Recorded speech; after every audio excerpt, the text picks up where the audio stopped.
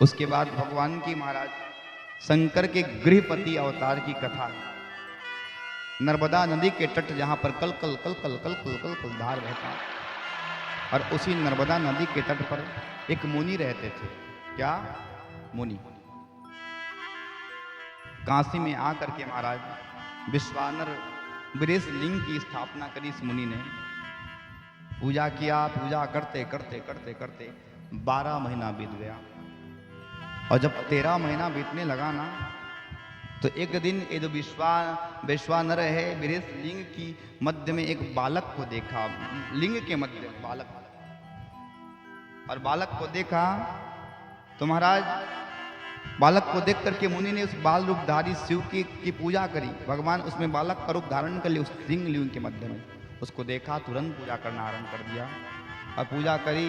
भगवान विश्वानर महाराज की पत्नी जो है शुचिमती के गर्भ में बालक प्रविष्ट हो गया, और उनको आश्वासन दिया कि कालांतर में भगवान शंकर ही आपके घर में गृहपति के रूप में प्रकट होंगे।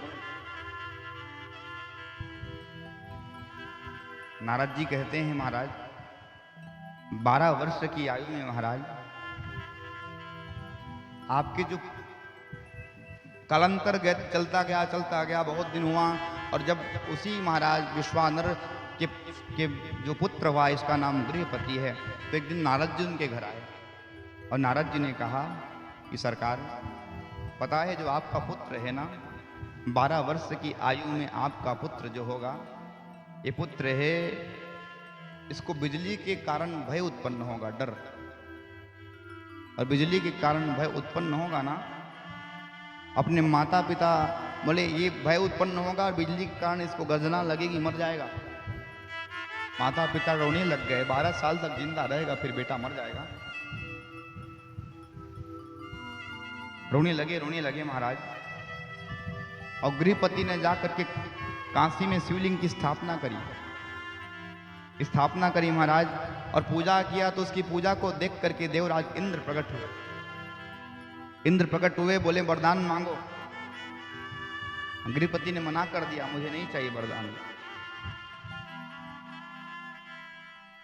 इंद्र क्रोध के मारे कांपने लग गया, मैं तुझे वरदान देना चाहता हूं, वरदान नहीं मांगता है। दुनिया के लोग वरदान मांगने के लिए मरते रहते हैं, दुनिया भर का तप जप तपस्या करते हैं, और तू कैसा है रे? इंद्र क्रोध के मारे गृहपति को मारने दौड़ा। भगवान शंकर की पूजा करी थी उसने, तो भगवान ने महाराज एक दिव्य आज रूप धारण करके वहां प्रकट हो गए, और प्रकट हो गए कि बेटा गृहपति मैं ही इंद्र बन करके तुम्हारी परीक्षा ले रहा था रे, कि वास्तव में तू मुझे क्या मांगने वाला है। लेकिन तुम्हारी इस पूजा से, इस भक्ति से मैं प्रसन्न हूं।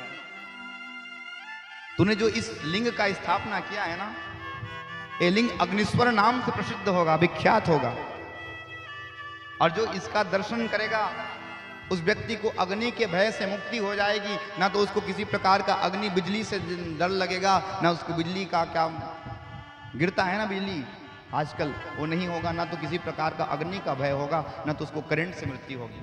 ये अग्निश्वर महादेव। इस प्रकार से भगवान भोले बाबा ने महाराज उसको क्या किया, आशीर्वाद देकर के अंतर ध्यान हो गए। यही भगवान की गृहपति की अवतार की कथा रही। बड़ा सुंदर अवतार की कथा होगी, इसलिए मैं थोड़ा सा संक्षेप में करते भागूंगा तो ज्यादा अच्छा रहेगा। भगवान शंकर के 10 मुख अवतार का महाराज उन्होंने वर्णन किया है।